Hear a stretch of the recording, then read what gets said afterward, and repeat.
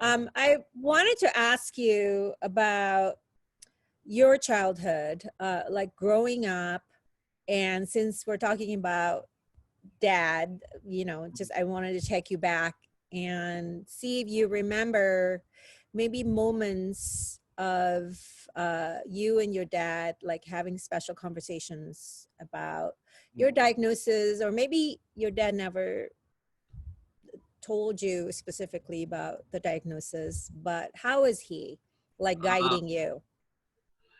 Me and my dad have had a wonderful relationship, and he has always been on board aware. And it wasn't about not telling me. It Hmm. was the fact that before I was 14, I got diagnosed with ADHD and nonverbal learning disability because the doctors thought I was so high functioning that, oh, you can't have Asperger's or autism. And then I got re-diagnosed by a different doctor who then gave me the diagnosis at 14 because I was still struggling in school. But when it comes to my dad is someone who is always there for me at a drop of a hat.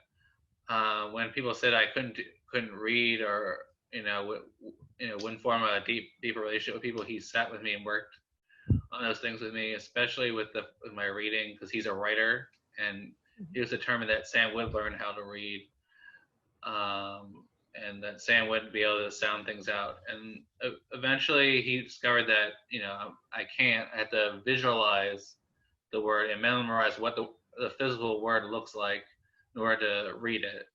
So he worked on it with me and helped visualizing reading, and he got me a tutor that helped with that as well.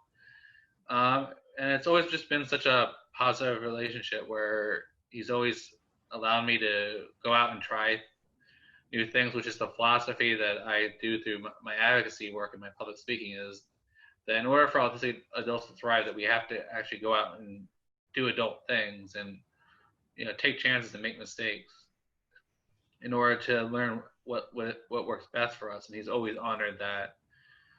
And right now we're working on actually writing a book about our relationship and comparing how we saw things.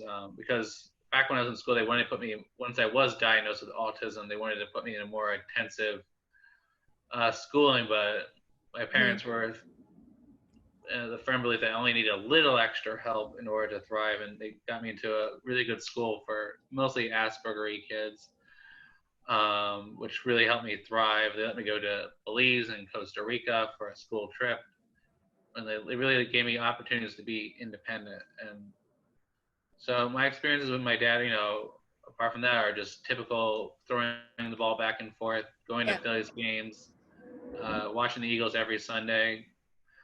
And it's overall was a great relationship.